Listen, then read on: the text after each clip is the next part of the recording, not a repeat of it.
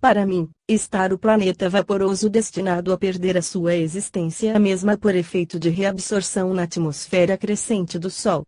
Assistir a um fim de mundo é ocorrência rara.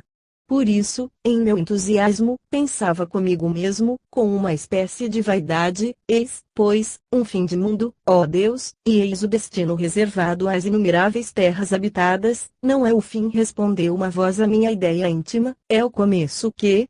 É o começo, pensei eu em seguida. O princípio da terra mesma, respondeu a mesma voz. Tu reviste toda a história da terra, distanciando-te dela com velocidade superior à da luz. Tal afirmação não me surpreendeu mais do que o primeiro episódio da minha vida ultraterrestre, pois, já familiarizado com os efeitos chocantes das leis da luz, estava desde então preparado para toda a nova surpresa. Eu havia duvidado do fato por certos detalhes que não vos pude narrar, para não perturbar a unidade da minha exposição, porém, sem embargo, incomparavelmente mais extraordinárias ainda do que a sucessão geral dos acontecimentos. Quereis, mas, se tratava realmente da Terra, como se explica aqui a vossa observação astronômica, feita antes para reconhecimento na constelação do altar, vos haja indicado, ao contrário, que o mundo por vós examinado não era a Terra, nem uma estrelinha do altar? Lumen é que essa constelação, em consequência da minha viagem no espaço, havia mudado de posição. Em lugar das estrelas de terceira grandeza e das de quarta que constituem essa figura, vista da Terra, meu distanciamento rumo da nebulosa havia reduzido tais astros a pequenos pontos imperceptíveis. Estavam lá outras estrelas brilhantes, sem dúvida alguma do cocheiro, estrelas diametralmente opostas às precedentes, quando se observa da Terra, mas que se interpuseram quando foram por mim transpostas. As perspectivas celestes haviam mudado, já, impossível quase se tornava determinar a posição do nosso Sol. Querens não tinha pensado nessa inevitável mudança de perspectivas para além de Capela. Assim sendo, tratava-se mesmo da Terra à vossa vista. Ademais, sua história se desenrolou em sentido inverso da realidade. Vistes os velhos acontecimentos chegando depois dos fatos modernos. Por que processos pôde a luz fazer-vos assim subir o rio do tempo? Além disso, ó Lumen, dissestes haver observado particularidades curiosas relativas à própria Terra. Desejaria particularmente formular algumas questões a respeito de tais detalhes. Ouvirei, pois, com interesse, as histórias extraordinárias que devem completar esta narrativa, persuadido de que, tal qual ocorreu anteriormente, elas responderão antecipadamente à minha curiosidade. Lumen, a primeira circunstância se prende à Batalha de Waterloo. Querens ninguém melhor do que eu recorda essa catástrofe, pois recebi uma bala na espádua, perto do Monte Saint-Jean, e um golpe de sabre em cima da mão direita, vibrado por um dos biltres de Blocher. Lumen, pois bem, meu velho camarada, assistindo de novo a essa batalha, eu a vi de modo diferente daquele pelo qual se desenrolou. Julgareis disso bem depressa. Quando reconheci o campo de Waterloo, ao sul de Bruxelas, divisei primeiramente um considerável número de cadáveres, sinistra assembleia da morte deitada sobre o chão. Ao longe, por entre o nevoeiro, lobrigava-se Napoleão chegando em recuo, com o seu cavalo seguro pela rédea, os oficiais que lhe faziam séquito marchavam igualmente retrocedendo. Alguns canhões deveriam começar o seu ribombo, pois, de tempo em tempo, eram vistas as tristes luzes dos seus clarões. Quando a minha vista se aclimatou suficientemente ao panorama, vi, em primeiro lugar, que alguns soldados mortos despertavam, ressuscitavam da noite eterna e se levantavam de um só movimento. Grupos a grupos, um grande número ressuscitou. Os cavalos mortos despertaram tal qual os cavaleiros e estes remontaram nos bucéfalos. Tão logo 2 ou 3 mil desses homens voltaram à vida, eu os vi formarem em perfeita linha de batalha, as duas hostes se defrontaram e começaram batendo-se com encarniçamento, furor mesmo, que quase se poderiam tomar por desespero. Uma vez iniciada a luta pelas duas partes, os soldados ressuscitavam mais rapidamente, franceses, ingleses, prussianos, hanoverianos, belgas, capotes cinzentos, uniformes azuis, túnicas vermelhas, verdes, brancas, levantam-se do exército francês, distinguiu o imperador, um batalhão enquadrado envolvia, a guarda imperial havia ressurgido. Então, os imensos batalhões avançaram dos dois campos, precipitando suas pesadas ondas humanas, da esquerda e da direita entrecruzaram-se os esquadrões. Os cavalos brancos faziam flutuar ao vento sua aérea crina. Recordo o estranho desenho de Raffet e recordo-me do epigrama espectral do poeta alemão Stieglitz, rufa o tambor estranhamente, com toda a força o som ressoa, por essa força ressuscitam quantos soldados lá morreram. E deste outro, é a grande revista que, em ponto de meia-noite, tenta nos Campos Elíseos o César já falecido. Era bem Waterloo, mas um Waterloo de além-túmulo, porque os combatentes eram ressuscitados. Afora isso, singular miragem, marchavam em recuo uns contra os outros.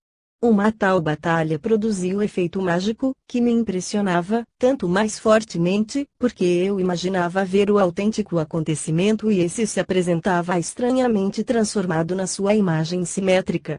Detalhe não menos singular, quanto mais se combatia, mais o número de lutadores aumentava, a cada claro aberto pelo canhão nas fileiras cerradas, um grupo de mortos ressuscitava imediatamente para preencher falhas.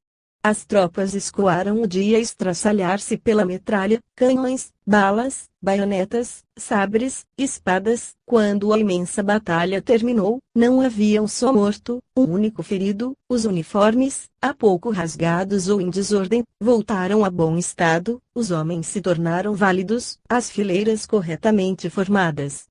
Os 340.000 soldados que constituíam os dois exércitos se afastaram lentamente, um e outro, como se a ardente peleja não houvesse tido outro fim senão fazer ressuscitar, sob a fumaça do combate, os 100.000 cadáveres e feridos jacentes no plano algumas horas antes. Que batalha exemplar e digna de inveja! Infalivelmente, estava ali o mais singular dos episódios militares. E o aspecto físico fora sobrepujado pelo aspecto moral, quando refleti que tal batalha tivera em resultado, não o vencer Napoleão, mas, ao contrário, pô-lo sobre o trono. Em vez de perder a pugna, o imperador a ganhara, e de prisioneiro se tornou soberano. Waterloo fora um 18 Brumário. Querem só compreendo pela metade, ó Lumen, esse novo efeito das leis da luz, e muito vos agradeceria se me desseis mais clara explicação, caso a tenhais apreendido. Lumen, eu vou-la deixei adivinhar, há pouco, ao dizer-vos que me distanciava da Terra com uma velocidade maior do que a da luz. Quereis explicar-me, porém, de que maneira esse distanciamento progressivo no espaço vos mostrou os acontecimentos em ordem inversa daquela em que se realizaram. Minha teoria é bem simples. Supondo que partis da Terra com uma velocidade exatamente igual à da luz, tereis sempre convosco o aspecto que a Terra apresentava no instante da vossa partida, por isso que vos afastais do globo com a velocidade igual a que leva esse cenário através do espaço. Ainda mesmo que viajasseis durante 10 ou 100 séculos, tal aspecto vos acompanharia sempre, a semelhança de um retrato que nunca envelhecesse, apesar do tempo encanecer o original dessa fotografia. Quereis esse fato eu já o compreendi em nossa primeira palestra. Lumem bem. Suponhamos agora que vos distanciais da Terra com uma velocidade superior à da luz. Que acontecerá? Encontrareis, à medida que avançardes no espaço, os raios saídos antes de vós, isto é, as fotografias sucessivas que, de instantes em instantes, se evoluam para a imensidão. Se, por exemplo, partis em 1867, com a velocidade idêntica à da luz, olhareis eternamente esse panorama de 1867, se, porém, marchais mais rápido, ireis contemplando os raios de luz que partiram em cada ano anterior e levam gravada a fotografia respectiva de cada tempo. Para melhor pôr em evidência a realidade desse fato, peço aprecieis raios luminosos saídos da Terra em diferentes épocas. O primeiro será o de um momento qualquer do primeiro dia de janeiro de 1867. a razão de 300.000 km por segundo, terá, no instante em que vos falo, feito um certo percurso desde a ocasião da sua passagem pela Terra, e se encontra agora a uma determinada distância, que exprimirei pela letra A. Consideremos a seguir outro saído um século antes, em 1 de janeiro de 1767. Levará 10 decênios de avanço sobre o primeiro e se encontrará a uma longitude muito maior, distância que designarei pela letra B. Terceiro raio, que localizo em 1 de janeiro de 1667, estará ainda mais longe, num trajeto igual ao que percorre a luz em 36.525 dias. Chamarei C o local onde se encontrará esse terceiro raio. Enfim, 1, 4, 5, 6 corresponderão, respectivamente, a 1 de janeiro de 1567, 1467, 1367, etc., e estarão escalonados a distâncias iguais, D, e F, mergulhados cada vez mais no infinito. Eis, pois, uma série de fotografias terrestres em degraus da mesma linha, de distância em distância, no espaço. Ora, o espírito que se afasta, passando sucessivamente pelos pontos A, B, C, D e F, neles encontrará, sucessivamente também, a história secular da Terra em tais épocas. Quereis, mestre, a que distância estarão essas fotografias umas das outras? O meu cálculo é dos mais fáceis, o intervalo que as separa corresponde ao percorrido pela luz durante um século. Ora, a razão de 300.000 km por segundo, vereis que viajou 18 milhões em 1 minuto, 1080 milhões em 1 hora, 25 bilhões 923 milhões e 200 mil em um dia, 9.000 trilhões 467 bilhões 280 milhões em um ano, tendo em conta os bissextos. Disso se conclui, em consequência, que o intervalo entre dois pontos que guardam um século de distância será de 946 trilhões e 728 bilhões de quilômetros aproximadamente. Eis, disse eu, uma série de fotografias terrestres escalonadas no espaço a intervalos respectivos.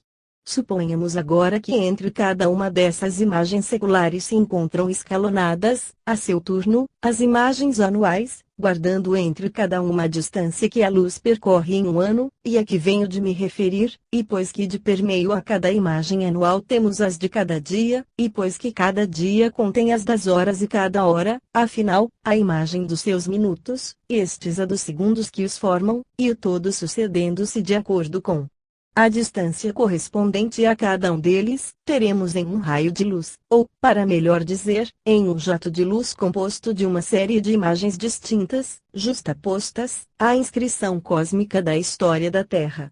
Quando o espírito viaja nesse raio etéreo de imagens com velocidade superior à da luz, encontra sucessivamente as antigas.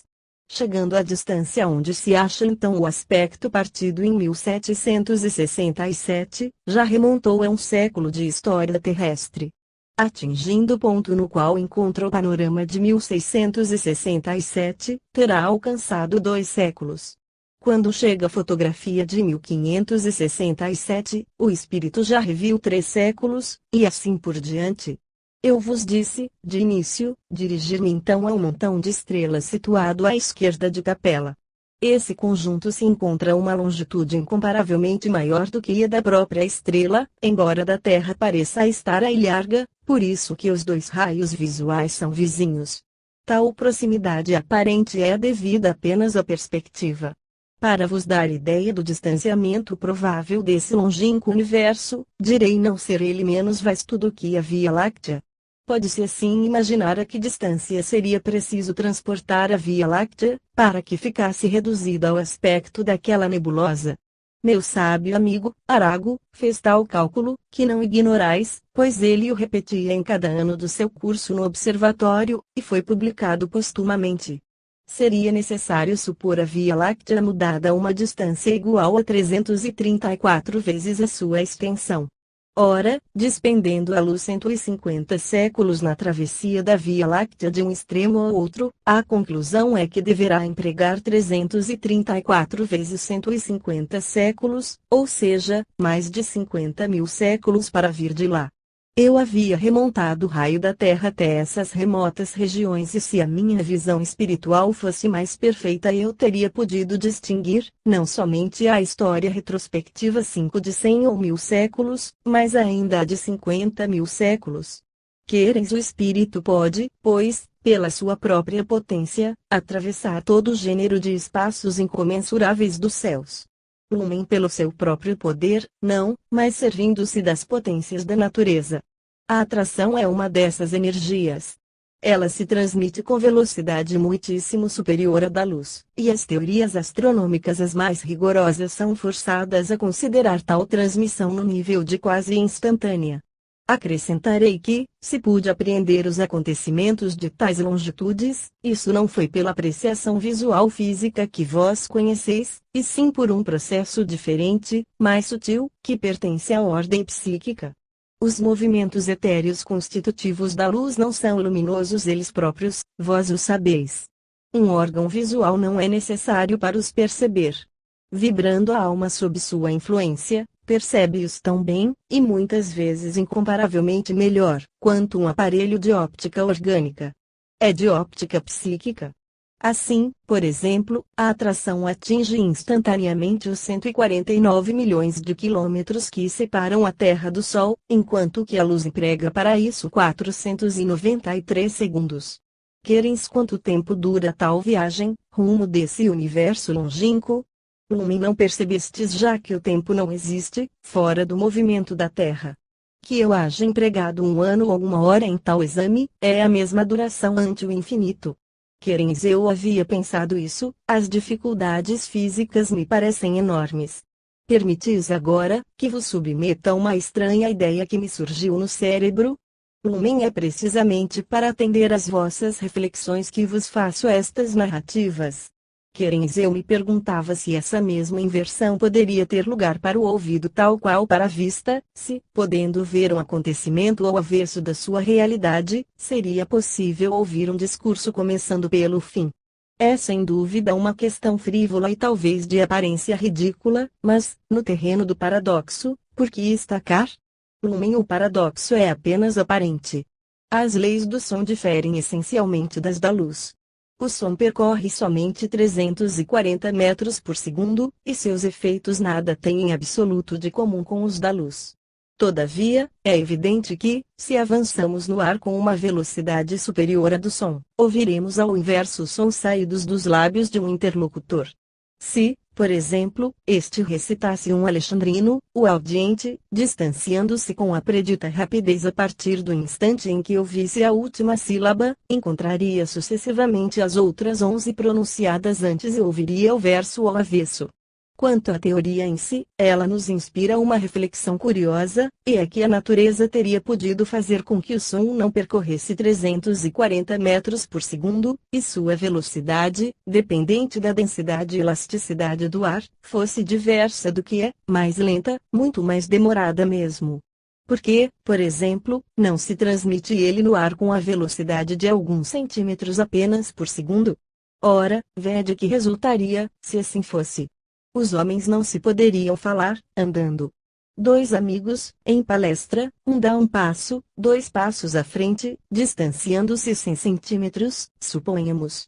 E porque o som empregaria muitos segundos para transpor esse metro, resultaria que, ao invés de ouvir a continuação da frase pronunciada pelo amigo, o avançado ouviria de novo, em ordem inversa, os sons constitutivos das frases anteriores. Que mal, se não se pudesse conversar, caminhando, e que 3/4 partes das criaturas não se pudessem entender? Estes reparos, meu amigo, me tentam, relativamente às vossas meditações, a um assunto bem digno de atenção e do qual muito pouco se há cogitado até aqui, a adaptação do organismo humano ao ambiente terrestre. A maneira pela qual o homem vive, e percebe, suas sensações, seu sistema nervoso, sua estatura, seu peso, sua densidade, sua locomoção, suas funções, em uma palavra, todos os seus atos são regidos, constituídos mesmo, pelo estado do vosso planeta. Nenhuma de vossas ações é absolutamente livre, independente, o homem é o resultado dócil, ainda que inconsciente, das forças orgânicas da Terra. Sem dúvida, não sendo a alma humana função do cérebro, existindo autônoma, desfruta de liberdade relativa, mas essa liberdade é inteiramente ligada às suas faculdades, sua potência e sua energia, ela se determina segundo as causas que a decidem. Ao nascer de todo homem, aquele que conhecesse exatamente as faculdades dessa alma e as circunstâncias que rodeiam essa vida, poderia, por antecipação, escrever tal vida em todos os seus detalhes. O organismo é o produto do planeta, mas não é em consequência de uma fantasia divina, de um milagre, de uma criação direta que o homem está constituído tal qual se encontra. Sua forma, em suma, tem causa no estado do vosso planeta, na atmosfera que respirais, na alimentação que vos nutre, no peso sobre a superfície da Terra, na densidade dos materiais terráqueos, etc. O corpo humano não difere, anatomicamente, do de um mamífero superior, se remontardes às origens das espécies, encontrareis transformações graduais estabelecendo, por testemunhos irrecusáveis, que toda a vida terrestre, desde o molusco até o homem, é o desenvolvimento de uma só e única árvore genealógica. A forma humana tem por origem a forma animal, o homem é a borboleta saída da crisálida das idades paleontológicas. De tal fato resulta a consequência de que, nos outros mundos, a vida orgânica difere da existente aqui, de que as humanidades resultantes, lá tanto quanto aqui, das forças em atividades em cada planeta sejam absolutamente diversas em suas conformações da gente terreal. Por exemplo, nos mundos onde não se come, o tubo digestivo e as entranhas desapareceram. Nos mundos fortemente eletrizados, os seres são dotados de um sentido elétrico. Em outros a vista é constituída de raios ultravioletas e os olhos nada têm de comum com os vossos, nem veem o que vedes, e sim que não enxergais. Os órgãos se acham em relação com as respectivas funções. Quereis não somos, pois, o tipo absoluto da criação? E a criação é, ela mesma, um perpétuo vir a ser, uma resultante, segundo as forças em atividade. Minha própria alma se encontra nesse caso. Há tanta diversidade entre as almas quanto entre os corpos. Para que ela exista, na condição de ser independente, com consciência de si mesma, para que conserve a lembrança de sua identidade e esteja apta para a imortalidade, é necessário que desde esta vida ela saiba que existe em realidade. De outra forma, terá avançado no amanhã da morte tanto quanto na véspera e cairá, qual um sopro insensível, no cego turbilhão do cosmos, na igual condição de qualquer outro centro de força inconsciente. Muitos homens na Terra blasonam de admitir apenas a matéria, sem saberem, aliás, o que estão dizendo, pois não a conhecem, e, além desses, outros, mais numerosos ainda, que não pensam coisa alguma, não são imortais, por não terem consciência da sua existência. Os espíritos que vivem realmente da vida espiritual são apenas os que estão aptos para a imortalidade. Quereis e são muitos. Lumens, meu amigo, a aurora que, de novo, me convida a regressar ao seio do espaço povoado de coisas desconhecidas da Terra, veio fecundo no qual os espíritos reencontram os salvados das existências transcorridas, os segredos de muitos mistérios, as ruínas de mundos destruídos e a gênese de mundos futuros. Seria de resto supérfluo alongar esta narrativa de detalhes inúteis. Minha intenção foi mostrar que, para ter o espetáculo de um mundo e de um sistema de vida inteiramente opostos ao vosso, basta distanciar-se da Terra com velocidade superior à da luz. Nesse arrojo da alma, rumo aos horizontes inacessíveis do infinito, se encontram os raios luminosos refletidos pela Terra e pelos outros planetas desde há milhares e miríades de ciclos anuais, e, observando-se os planetas de tão longínqua distância, pode-se assistir de visu aos acontecimentos da sua história passada. Assim se sobe o rio do tempo até suas nascentes. Uma tal faculdade deve iluminar, para vós, de novas claridades as regiões da eternidade. Eu me prometo fazer-vos bem depressa conhecer as consequências metafísicas, se, segundo espero, admitistes o valor científico da documentação deste estudo ultraterrestre. Terceira narrativa, Homo Homunculus. Querens eu vos escutei com interesse, ó Lumen, sem estar, eu o confesso, inteiramente persuadido de que tudo, quanto tivestes a bondade de me narrar seja realidade absoluta. Estou sob a impressão de um possível voo imaginativo. Em verdade, é muito difícil crer que se possam ver tão distintamente todas as coisas. Quando há nuvens, por exemplo, não podeis observar através delas o que se passa na superfície da terra. O mesmo ocorre do interior das casas. Lumen, desenganai-vos, meu amigo, as ondulações do éter atravessam obstáculos que poderíeis supor intransponíveis. As nuvens são formas de moléculas entre as quais um raio de luz pode muitas vezes passar. E a luz não é o que ela parece ser, raios invisíveis para os vossos olhos atravessam os corpos opacos e certos aspectos da Terra poderiam, mesmo através das nuvens, levar sua fotografia ao longe no espaço. Tal irradiação é um movimento vibratório do éter, pode ser visto por outro processo que não exercitar da retina e do nervo óptico. As vibrações do éter são perceptíveis por outros sentidos que não os vossos. Se for a derradeira objeção que tendes a fazer, confessemos estar longe de respondível. Querens tendes particular maneira de resolver todas as dificuldades. Talvez seja isso um privilégio dos seres espirituais. Tive sucessivamente que admitir vosso transporte à capela, com velocidade superior à da luz, que chegastes ao mundo independentemente de reencarnar ali, que vossa alma permanece liberta de qualquer invólucro corporal, que vossa percepção ultraterrestre é bastante poderosa para distinguir desde o alto tudo, quanto se passa aqui, que podeis avançar ou recuar no espaço, a vosso arbítrio, enfim, que as próprias nuvens não constituem empecilho aqui. Possais distinguir a superfície do nosso globo. Devemos convir que em tudo isso há bem grandes dificuldades para a compreensão.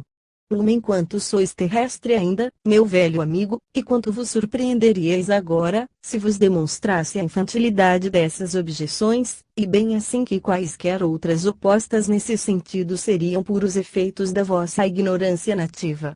Que pensaríeis, se vos dissesse não existiram entre os homens que tenham uma ideia, ao menos, do que se passa sobre a face da própria terra, e que nenhum compreende a natureza? Quereis em nome das indiscutíveis verdades da ciência moderna, eu ousaria supor ser vossa intenção impor. Deus seja louvado. Escutai, meu amigo. As maravilhosas descobertas da ciência contemporânea deveriam abrandar a esfera das vossas concepções. Vindes de descobrir a análise espectral. Pelo exame de modesto raio de luz lançado de longínqua estrela, constatais que elementos constituem essa estrela inacessível e lhe alimentam o fulgor. Aí está, meu jovem irmão espiritual, um acontecimento mais estupendo por si só do que todas as conquistas dos Alexandres, dos Césares, dos Napoleões, do que todas as descobertas dos Ptolomeus, dos Colombos, dos Gutenbergs, do que todas as Bíblias dos Moisés, dos Confúcio, dos Jesus 7, pois que, imensidades cavam abismos que vos separam de Sírio, Arcturus, Vega, Capella, de Castor e Pólux. E vós analisais as substâncias constitutivas desses sóis, parecendo que os pegais nas mãos e os submeteis ao cadinho do laboratório.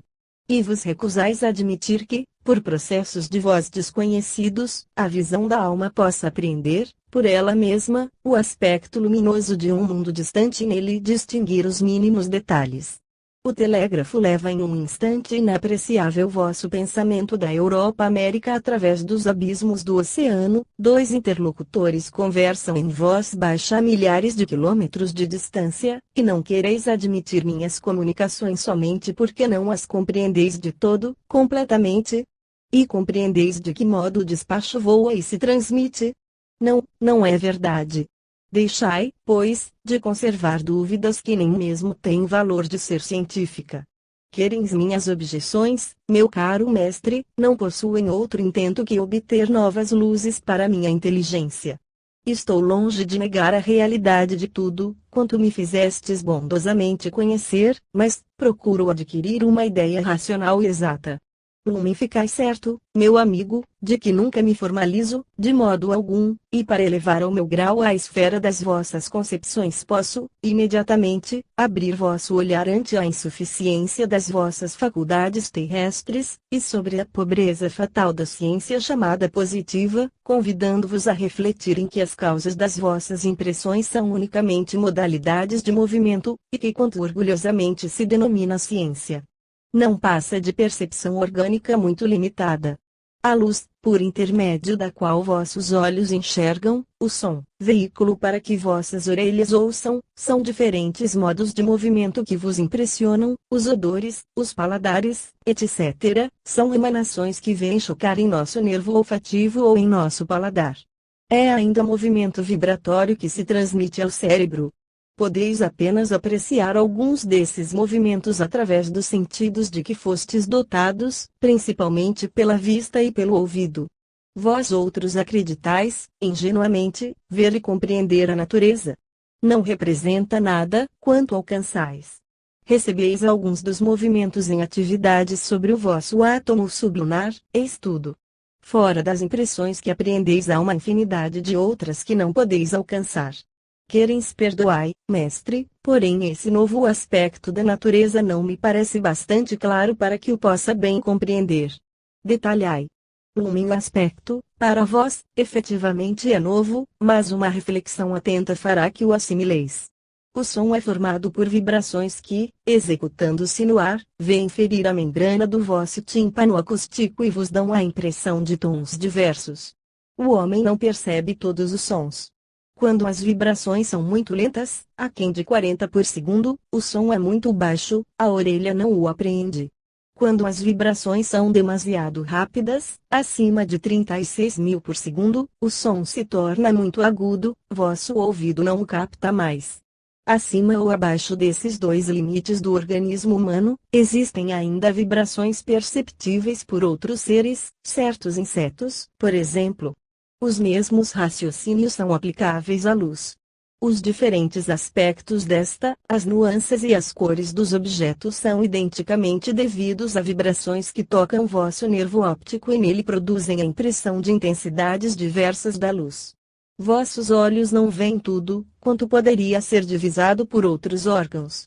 Quando as vibrações são muito lentas, inferiores a 458 trilhões por segundo, a luz é bastante fraca, vosso olhar não a vê. Quando muito velozes, para além de 727 trilhões por segundo, a luz ultrapassa vossa faculdade orgânica de percepção e se torna invisível para vós outros. Acima e abaixo dessas duas fronteiras, vibrações etéreas existem perceptíveis por outros seres. Não conheceis, pois nem vos é possível conhecer, senão as impressões que possam fazer vibrar as cordas da vossa lira corporal que se chamam nervo óptico e nervo auditivo. Imaginai, por um instante, a extensão das coisas imperceptíveis para vós outros. Todos os movimentos ondulatórios que existem no universo, entre aqueles que dão a cifra de 36.000 e os que fornecem a de 458 trilhões, 458 trilhões, na mesma unidade de tempo, não podem ser percebidos, nem vistos por vós, e fatalmente permanecerão desconhecidos às vossas faculdades de apreensão. Experimentai medir tal escala. A ciência contemporânea começa a penetrar um pouco por esse mundo invisível, e sabeis que acabam de mensurar as vibrações inferiores a 458 trilhões, os raios caloríficos, invisíveis, infravermelhos, e as superiores a 727 trilhões, raios químicos, também invisíveis ultravioleta. Os métodos científicos, porém, têm capacidade apenas para estender um pouquinho a esfera da percepção direta, sem poder elastecê-la muito. O homem permanece isolado no meio de infinito. Mais ainda, inumeráveis outras vibrações existem na natureza, as quais, não estando em correspondência com a vossa organização e não podendo ser recebidas por vós, permanecem sempre de vós ignoradas. Se tivesseis outras cordas em vossa lira, 10, 100, 1000, a harmonia da natureza se traduziria mais completamente, fazendo que entrassem em vibração, cada uma na gama correspondente. Poderíeis atingir uma grande quantidade de fatos, que se desdobram em vosso redor sem que deles possais adivinhar a existência sequer, e, ao invés de duas notas dominantes, seria possível formar ideia do conjunto do concerto. Sois, porém, de lastimável pobreza, da qual não deveis duvidar, pois que é pobreza geral, em tal grau, que impossível se torna compareis com a riqueza de certos seres superiores aos habitantes da terra. Os sentidos que possuis bastam para vos indicar a existência possível de outros, não somente mais poderosos, porém até de espécie completamente diversa. Pelo sentido do tato, por exemplo, conseguis identificar a sensação do calor, mas é fácil imaginar a existência de um sentido especial, análogo àquele pelo qual a luz vos dá o aspecto dos objetos exteriores, tornando o homem capaz de julgar da configuração, da substância, da estrutura interna e das outras qualidades de um objeto, pela ação das ondas caloríficas deste emitidas. Idêntico raciocínio poderia ser formulado com relação à eletricidade. Podeis de igual modo idealizar a existência de um sentido que, sendo para os olhos o mesmo que o espectroscópio é para o telescópio, desse o conhecimento dos elementos químicos dos corpos. Assim, já sob o ponto de vista científico tendes bases suficientes para imaginar dos modos de percepção de todo diferentes dos característicos da humanidade terrestre. Tais sentidos existem em outros mundos, e bem assim uma infinidade de maneiras de perceber a ação das forças da natureza. Querens confesso, ó mestre, singular e nova claridade se fez em meu entendimento e as vossas explicações valeram para mim por uma interpretação genial da realidade. Havia eu imaginado já a possibilidade de semelhantes coisas, mas não as pude adivinhar, envolto que me encontro ainda pelos sentidos terrestres. Bem certo é que se necessita estar fora do nosso círculo para julgar verdadeiramente o conjunto das realidades. Assim, dotados que somos de alguns sentidos restritos, podemos conhecer apenas os fatos acessíveis à percepção desses sentidos. O resto permanece, naturalmente, ignorado. E será tal resto muito, ao lado do que conhecemos. Lumen, esse resto é imenso, e quanto sabeis é quase nada. Não somente vossos sentidos deixam de perceber os movimentos físicos que, a exemplo da eletricidade solar e terrestre, cujos eflúvios se cruzam na atmosfera, o magnetismo dos minerais, das plantas e dos seres, as afinidades dos organismos, etc., se tornam invisíveis para vós, mas ainda percebem menos os movimentos do mundo moral, as simpatias e antipatias, os pressentimentos, as atrações espirituais, etc. Eu vos digo, em verdade, quanto sabeis, e tudo, que pudesseis conhecer, por intermédio dos sentidos terreais, é nada em face do que existe. Esta verdade é tão profunda que se poderia fazer coexistirem na terra seres substancialmente diferentes de vós, desprovidos de olhos e orelhas, e de qualquer dos vossos sentidos, mas dotados de outros, capazes de perceber o que não percebeis, vivendo no mesmo mundo convosco, capazes de conhecer o que não podeis conhecer e, ainda, formando da natureza uma ideia completamente estranha à que formais. Quereis isso agora excede de todo a minha mentalidade. Lumen, e melhor ainda, ó meu terrestre amigo, posso acrescentar, com toda sinceridade, que as percepções por vós recebidas, que constituem a base da vossa ciência, não são, mesmo, percepções da realidade. Não.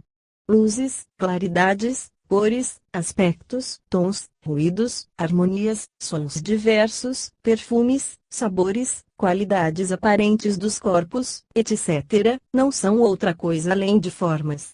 Essas modalidades entram em vosso pensamento pelos portais dos olhos e das orelhas, do olfato e do paladar, e vos apresentam aparências, mas não a essência mesma das coisas. A realidade escapa inteiramente ao vosso espírito e estáis em absoluto incapazes de compreender o universo. A matéria, ela própria, não é o que julgais. Ela não tem absolutamente nada de sólida, vosso corpo mesmo, um pedaço de ferro e de granito não tem mais solidez do que o ar que respirais.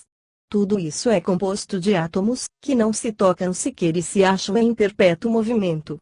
A Terra, átomo do céu, corre no espaço com a velocidade de 106.000 km por hora, ou de 8 vezes o seu diâmetro, mas, relativamente às suas dimensões, cada um dos átomos que constituem vosso próprio corpo e circulam em vosso sangue corre com velocidade ainda maior. Se vossos olhos fossem bastante capazes de bem observar essa pedra, eles não a veriam mais, porque a atravessariam. Reconheço, porém, na perturbação íntima do vosso encéfalo, concentrado em circunvoluções fechadas, e nas agitações fluídicas que atravessam vossos lóbulos cerebrais, que não compreendeis absolutamente nada das minhas revelações. Não prosseguirei, pois, neste assunto, apenas esboçado aqui no intuito de mostrar quanto seria profundo o vosso erro de ligar importância às dificuldades oriundas da vossa sensação terrestre de vos deixar entender que nem vós, nem homem algum sobre a terra, podeis formar ideia, mesmo aproximada, do universo. O homem terrestre é um homúnculo. Ah, se conhecesseis os organismos que vibram sobre Marte ou em Uranus, se vos fosse dado apreciar os sentidos em atividade sobre Vênus e num satélite vizinho do anel de Saturno, se alguns séculos de viagem vos tivessem permitido a observação das formas da vida nos sistemas de estrelas duplas, sensações da vista nos sóis coloridos, impressões de um sentido elétrico, vosso desconhecido, nos grupos de sóis múltiplos, se uma comparação ultraterrestre, em suma, vos tivesse fornecido elementos de novo conhecimento, compreenderíeis que seres vivos possam ver, ouvir, sentir ou, para melhor expressar, conhecer a natureza, sem olhos, sem orelhas, sem olfato, que um indeterminado número de sentidos existem em outros mundos, sentidos essencialmente diferentes dos vossos, e que há, dentro da criação, uma quantidade incalculável de fatos maravilhosos que vos é atualmente impossível imaginar. Nessa contemplação geral do universo, meu amigo, se apercebe da solidariedade que une o mundo físico ao mundo psíquico, sabe-se de mais alto a força íntima que eleva certas almas experimentadas pelos grosseiros choques da matéria, porém depuradas pelo sacrifício, rumo às regiões solenes da luz espiritual, e compreende-se a imensa felicidade reservada a esses seres, os quais, mesmo sobre a terra, conseguem eximir-se das paixões corporais. Quereis voltando à transmissão da luz no espaço, será que a luz não se perde, afinal? Será que o aspecto da Terra fica eternamente visível e não se atenua, ao contrário, em razão do quadrado da distância, para se aniquilar a um certo termo? Lumen vossa expressão, afinal, não tem aplicação, atendendo-se a que não existe fim no espaço. A luz se atenua, é verdade, com a distância, os aspectos se tornam menos intensos, porém nada se perde inteiramente. Um número qualquer, perpetuamente reduzido pela metade, por exemplo, jamais poderá ficar igual a zero.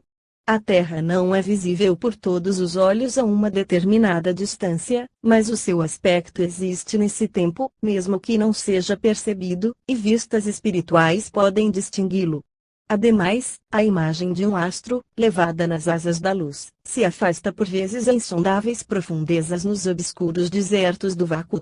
Há no espaço vastas regiões sem estrelas, países dizimados pelo tempo, de onde os mundos se foram sucessivamente distanciando pela atração de focos exteriores. Ora, a imagem de um astro, atravessando esses negros abismos, se encontra na condição análoga da imagem de uma pessoa ou objeto que o fotógrafo obtém na câmara escura. Não é impossível que essas imagens encontrem em tais vastos espaços um astro obscuro. A mecânica celeste constatou a existência de muitos, de condição particular, cuja superfície, formada de iodo, quiçá, a acreditar-se na análise espectral, seria sensibilizada e capaz de fixar sobre ela mesma a imagem do mundo longínquo. Assim viriam gravar-se os acontecimentos terrestres sobre um globo obscuro. E se tal globo gira sobre si próprio, tal qual os outros corpos celestes, apresentará sucessivamente suas diferentes zonas à semelhança da face terrestre e tomará a feição de fotografia contínua dos acontecimentos sempre subsequentes. Demais, descendo ou subindo, segundo um eixo perpendicular ao seu equador, a linha onde as imagens se reproduzissem descreveriam, não mais um círculo, e sim uma espiral, e, após terminar o primeiro movimento de rotação, as imagens novas não coincidiriam com as antigas e não se superporiam, e sim se seguiriam acima ou abaixo. A imaginação poderá agora supor que tal mundo não é esférico, mas cilíndrico, e ver assim no espaço uma coluna imperecível sobre a qual se gravariam e enrolariam na superfície os grandes acontecimentos da história terrestre. Eu próprio não vi tal realização tendo deixado a Terra havia pouco tempo, mal pude encetar a contemplação dos primeiros panoramas das maravilhas celestes. Assegurar-me-ei proximamente da realidade desse fato, se verificou dentro da riqueza infinita das criações astrais, quer pela natureza mesma, quer pela indústria das suas humanidades longínquas. Quer em si o raio luminoso partido da terra jamais se destrói, ó Mestre, as vossas ações se tornam eternas? Lumen vós o dissestes. Um ato que se realizou não poderá ser apagado e nenhuma potência terá força para o desfazer. Um crime é praticado em pleno campo deserto. O criminoso se afasta, permanece incógnito e supõe que o ato por ele realizado passou para sempre. Lavou as mãos, arrependeu-se, acredita sua ação apagada. Em realidade, porém, nada se destrói. No momento em que o crime foi consumado, a luz o apanhou e o transmitiu pelo céu com a rapidez do relâmpago, foi incorporado em um raio de luz eterna, eternamente se transmitirá no infinito. Eis uma boa ação praticada ocultamente, o benfeitor a escondeu, a radiação, visível ou não, dela se apossou. Longe de ser esquecida, subsistirá para todo sempre. Napoleão ceifou em plena floração da existência 5 milhões de homens, na média de 6 lustros de idade, os quais deviam viver mais 7 lustros, segundo os cálculos das probabilidades e das leis da vida humana. Isso vale por 175 milhões de anos que ele destruiu em vidas, sendo metade, aproximadamente, apenas para satisfazer sua ambição pessoal.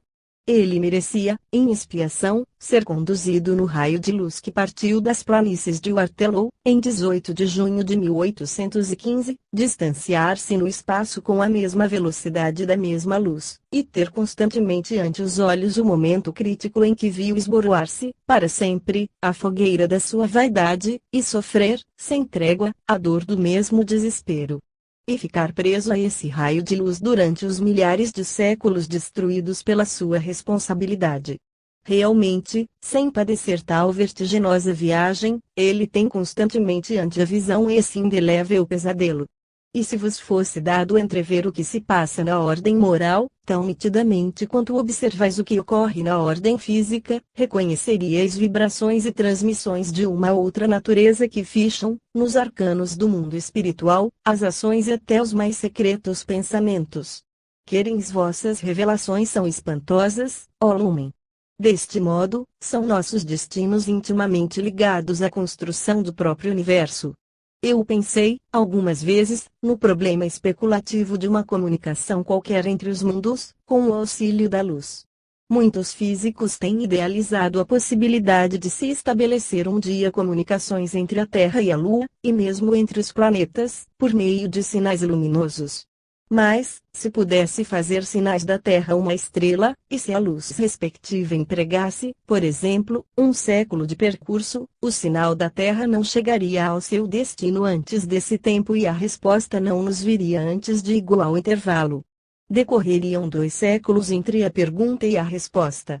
O observador terrestre teria morrido de há muito, quando chegasse ao observador a sua mensagem sideral, e este teria, sem dúvida, acontecido mesmo, quando a sua resposta fosse lá recebida. Lumen isso seria, com efeito, uma conversação entre vivos e mortos. Querens perdoareis, mestre, uma derradeira questão, um tanto indiscreta, uma última, pois vejo Vênus empalidecer e sei que vossa voz vai cessar de se fazer ouvir. Se as ações são de gênero a se tornar visíveis das regiões etéreas, poderemos ver, após nossa morte, não somente nossas próprias ações, mas ainda as dos nossos semelhantes, aquelas que nos interessem, bem entendido.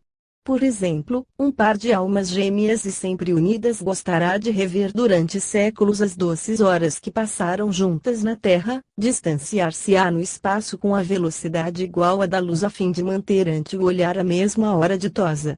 Por outras palavras, um esposo seguirá com interesse a vida completa de sua companheira, no caso de surgir algum particular detalhe inesperado, ele poderá examiná-lo com detença, e bem assim quantos lhe pareçam interessantes à sua sensibilidade.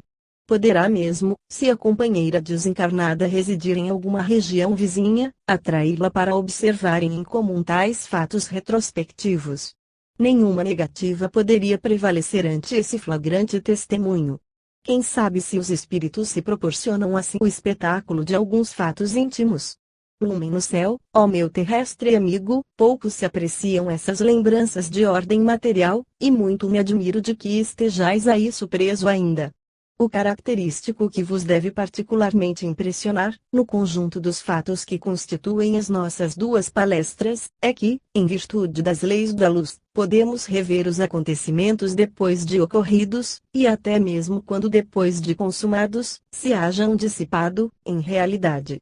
Quereis acreditai, mestre, que essa verdade jamais se apagará da minha memória. Foi precisamente esse ponto que me maravilhou. Esquecei a minha digressão anterior. Para vos falar a verdade, o que ultrapassa de muito a minha imaginação, desde a vossa primeira palestra, foi o pensar que a duração da viagem do espírito pode ser não somente nula, negativa, mas ainda retrógrada. Tempo retrogrado, duas palavras que de certo estranham o encontrar-se juntas. Ousa-se acreditar? Partis hoje para uma estrela, e chegais ontem. Que disse eu, ontem, chegareis a 26.300 dias. Ireis mais e mais longe e lá chegareis a um século. Seria necessário reformar a gramática. Lumen é incontestável. Falando em estilo terrestre, não há erro em exprimir-se assim, pois que a Terra está em 1793, etc., para o mundo onde chegamos. Aliás, tende sobre o vosso globo mesmo certos paradoxos aparentes que, de longe, dão uma ideia disso. Por exemplo, o do recado telegráfico, que, enviado de Paris ao meio-dia, chega a Nova York, às 6h55 da manhã. Mas, não são as aplicações particulares ou os aspectos curiosos que convém guardeis em vosso espírito, e sim a revelação de que eles são a forma da metafísica da qual se tornam a expressão sensível.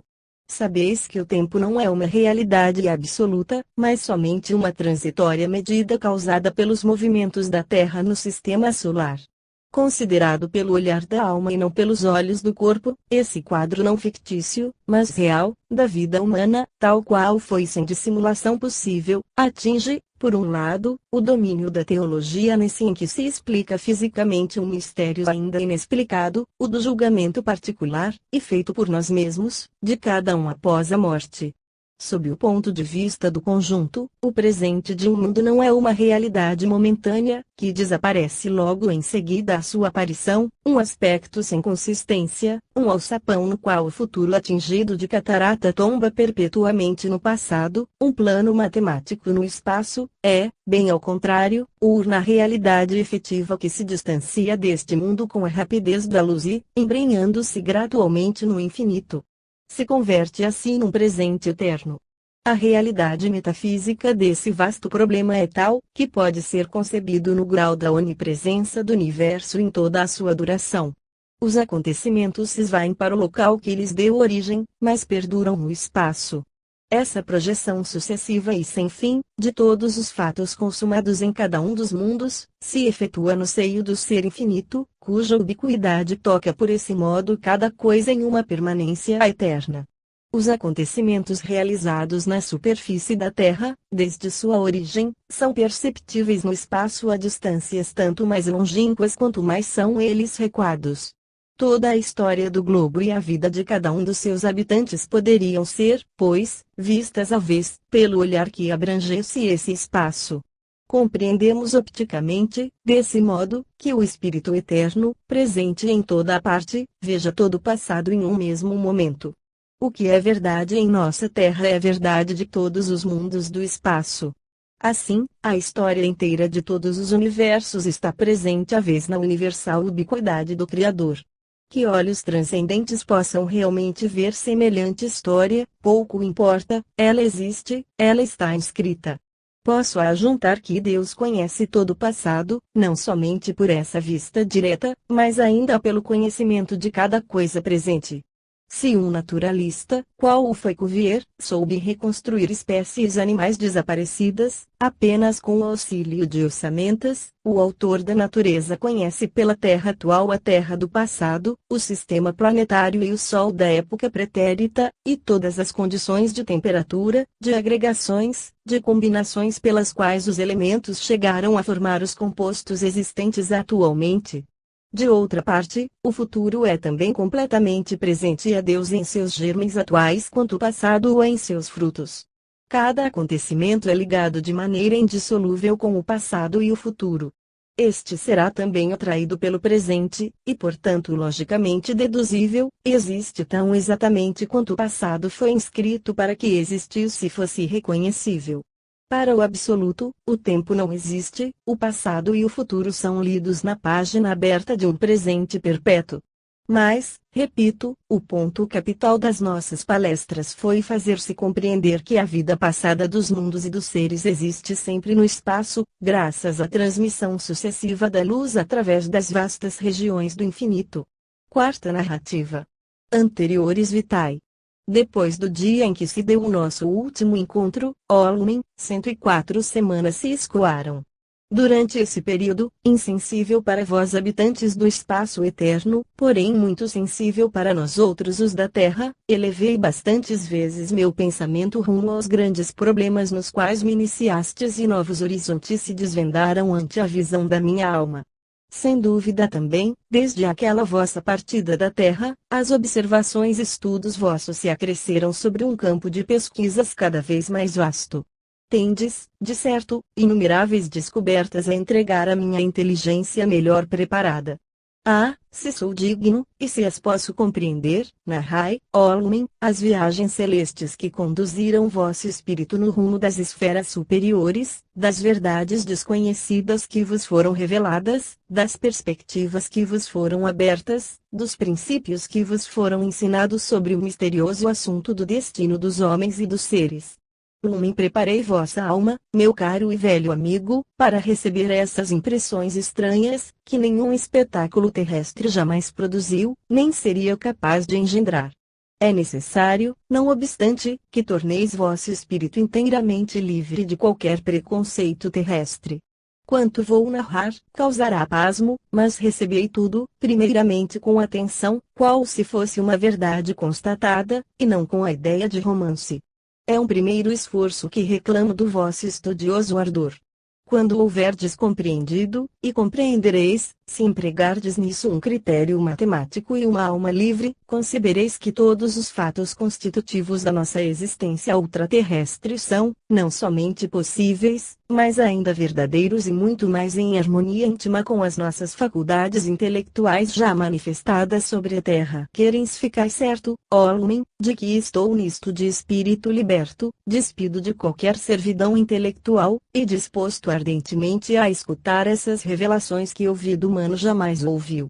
Lumen, os acontecimentos que se farão objeto desta narrativa não têm somente a Terra e os astros vizinhos por cenário, mas se estendem pelos campos imensos da astronomia sideral e farão que conheçamos verdadeiras maravilhas. Sua explicação será dada, tal qual as precedentes, pelo estudo da luz. Ponto mágico projetado de um astro a outro, da Terra ao Sol, da Terra às estrelas, da luz. Movimento universal que enche os espaços, sustém os mundos em suas órbitas e constitui a vida eterna da natureza. Preparai-vos com o maior cuidado para ter diante dos olhos a transmissão sucessiva da luz no espaço. Querem-sei que a luz, esse agente que torna os objetos visíveis ao nosso órgão visual, não se transmite instantaneamente de um ponto a outro, mas sucessivamente, tal qual tudo, que se move. Sei que voa na razão de 300.000 km por segundo e que percorre 3 milhões em 10 segundos, ou seja, 18 milhões em cada minuto. Sei que emprega mais de 8 minutos em transpor a distância de 149 milhões de quilômetros que nos separam do Sol. A astronomia moderna tornou essas noções muito familiares. Lumen, e vós imaginais exatamente o movimento ondulatório da luz. Quereis eu o creio. Comparo, de boa mente, com o do som, ainda que aquele se processe numa escala incomparavelmente mais vasta. Ondulações por ondulações, o som se propaga no ar.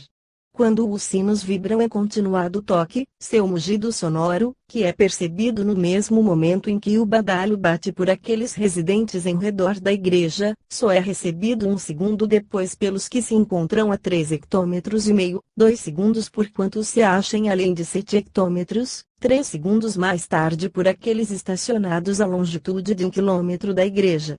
Assim, o som chega, sucessivamente, de lugar em lugar, tão longe quanto possa ir. De igual modo, a luz vai, sucessivamente, de uma região mais vizinha a outra mais distante no espaço, e se afasta dessa maneira, sem se extinguir, a longitudes que participam do infinito. Se pudéssemos ver, da Terra, um acontecimento que se desenrolasse na Lua, se, por exemplo, tivéssemos bons e eficientes instrumentos para perceber daqui a queda de um fruto tombado de uma árvore na superfície da Lua, não veríamos esse fato imediatamente a sua realização, mas um segundo e um quarto depois, por isso que, para vir da distância da Lua, a luz emprega um segundo e um quarto. Aproximadamente. Se pudéssemos ver, igualmente, um acontecimento ocorrido sobre um mundo situado 10 vezes mais longe do que a Lua, só o perceberíamos passados 13 segundos da sua realização. Se esse mundo estivesse 100 vezes mais afastado da Lua, tomaríamos conhecimento do fato 130 segundos decorridos da sua efetivação,